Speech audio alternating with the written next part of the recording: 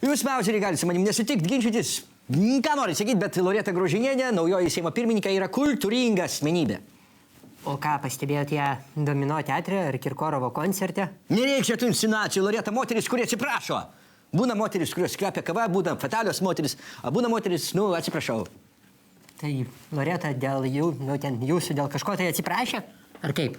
Laikykitės atsiprašymų subordinacijos. Pirmiausia, atsiprašymo taikinys numeris 1 yra prezidentė. Po to atsiprašyti reikia premjero, po to seka jau ministrai, po to Seimo nariai, po to jau reikia atsiprašyti pelių. Čia pagal alfabetą būtų.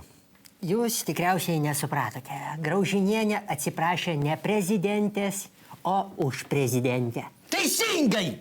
Jūs kada nors matėt Grybauskaitę atsiprašinėjant, kad ji atsiprašytų ko nors? Tai vat, kas nors turi už ją atsiprašyti. Ir jeigu Grybauskaitės aplinka, jinai pati ir jos komanda neatsiprašo, tai kažkas tai atlieka tą darbą. Tai vat Loreta, būdama mandagiai atsiprašinėjantį moteris ir atsiprašo. Ir Graužinienė tada pasakė, gerbiami konferencijos dalyviai, atsiprašau už mūsų arogantiškos Grybauskaitės elgesį.